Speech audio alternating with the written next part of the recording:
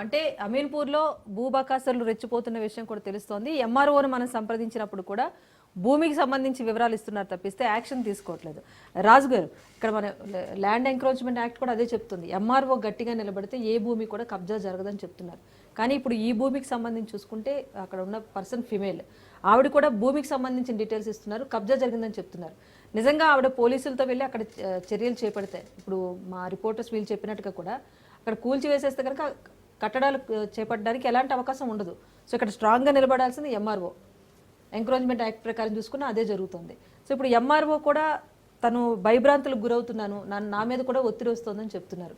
So ఒక ప్రభుత్వ అధికారిగా ఆమె ఏం చేయగలుగుతారు? నేను పోయి ఇదే విషయం మీద అడిగినాం మేడం గారిని. అడిగితే మీరు పోలీస్ డిపార్ట్మెంట్కు కంప్లైంట్ చేయమని చెప్పారు. ఏంది మేడం మీరు ఇట్లా మాట్లాడుతున్నారు, మీరు చెప్తే పోలీసు వాళ్ళు రావాలి కదా అంటే, లేదు రాజు గారు మీరు పోలీస్ డిపార్ట్మెంట్ కూడా కంప్లైంట్ చేయమన్నారు. ఎందుకని మేము ఆలోచిస్తే, ఇప్పుడు ఇంతకుముందు రిపోర్టర్ చెప్పినట్టు అక్కడ అక్రమంగా మసీదు కట్టడం జరిగింది. ఆల్రెడీ బొమ్మల కుంటలో ఉన్నారు ఒక 2 కుటుంబాలు. ఆల్రెడీ పెద్ద మసీదు ఉంది ఆ ఊళ్ళో. ఉన్నాయాడ బొమ్మల కుంట అంటేనే చిన్న గ్రామం, అతి చిన్న గ్రామం అది. మినిమం ఒక 100 ఇండ్లు అట్లుంటే అందులో 3-4 ఇండ్లు మైనార్టీ మిత్రులు ఉన్నాయి. అక్కడ పెద్ద మసీదు కూడా ఉన్నది. కానీ అక్కడ భూ కబ్జా చేసేటోళ్ళు ఇంతకుముందు అన్నగారు చెప్పినట్టు ఏదో ఒక మందిరాన్ని కట్టి, ఒక గుడిని కట్టి ఫస్ట్ దానికి కబ్జా చేయాలి. అంటే ఇప్పుడు దానికి ఒక కమ్యూనిటీ ఇది వస్తుంది కదా. ఎవరైనా సరే అరే మన గుడి మీద ఏదైనా అవుతుంది, మన మసీదు మీద ఏమైతుండే ఎక్కడన్నా ఉండని దాని మీద రియాక్ట్ అవుతారు. అప్రూవ్ అది కావాలని పర్టికల్గానే ఇది రాత్రికి 2-3 నెలలనే ఆ మసీదు కట్టడం జరిగింది. ఇప్పుడు మేము ఎంఆర్ఓ గారికి చెప్పేది కూడా అదే. ఇప్పుడు అక్కడ ఉన్న చిన్న చిన్న కట్టడాలన్నీ అక్రమ కట్టడాలను తీసేసారు. దీన్ని ఎందుకు తీస్తలేరంటే ఇదే కారణం అన్నట్టు. వాళ్ళు ఎంత ప్లాన్గా చేశారంటే అక్కడ ఉన్న ఇప్పుడు ఎవరైతే పేర్లు మైనార్టీ సోదరులే ఉన్నాయి, వాళ్ళ పేర్లు కూడా వస్తున్నాయి. ఇప్పుడు సోయల్ అనేది ఇంకో పేరు చూస్తే ఎఫ్ఐఆర్ అయినాయి, అబ్దుల్ వకార్ వాళ్ళు. అంటే కావాలనే ప్లాన్గా చేశారు అక్కడ. ఇప్పుడు ఓఆర్సీలు ఉన్నాయి ఎవరికి, ఇప్పుడు అన్నగారు అన్నట్టు రైతులకు ఉన్నాయి. రైతులు అయితే వెంచర్ చేస్తలేరు కదా, ఆడ రైతులు అయితే ఎవరికి అమ్మలేరు కదా. ఒకళ్ళు ఉన్నాయి అనుకుంటే, ఓఆర్సీ అయితే ఉన్నాయి అనుకుంటే ఇవి లేవు. మళ్ళీ మొత్తం టోటల్ గవర్నమెంట్ ల్యాండ్లో చిన్న ఏ ఒక ఇల్లు కట్టడానికి లేదు. కానీ అంత పెద్ద 1000 గజాలలో ఒక మసీదు కట్టడం జరిగింది. కానీ దాన్ని తప్పకుండా తీసేయాలి.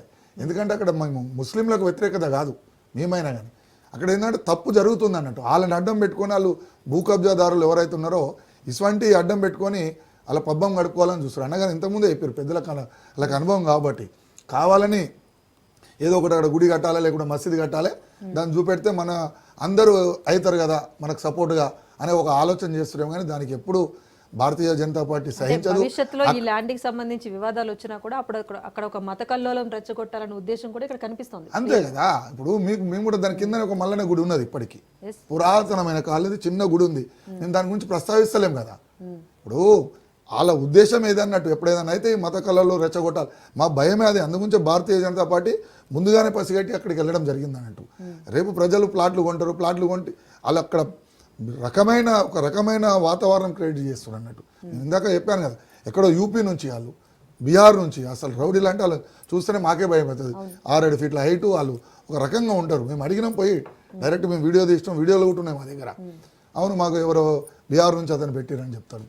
లాస్ట్కి వస్తే ఆ సోయల్ అనే పేరు చెప్పారు. కానీ అధికారులకు కూడా చెప్పేది ఇమ్మీడియట్గా అది తీయండి, ఫస్ట్ అయితే ఆ కట్టడాన్ని అయితే తీయండి అని మేము కూడా చెప్తున్నాం. ఎందుకంటే రేపు ప్రజల మధ్యలో మంచిగా ఉన్నారు ఆడ. మైనార్టీలు కానీ, హిందువులు కానీ, క్రైస్తవులు కానీ ఎవరైనా గ్రామంలో చర్చి ఉన్నది, మసీదు ఉన్నది, గుడి ఉన్నది, అన్నీ ఉన్నాయి. ఆ చిన్న ఊర్లో అయినా కానీ ప్రశాంతంగా ఉన్నారు.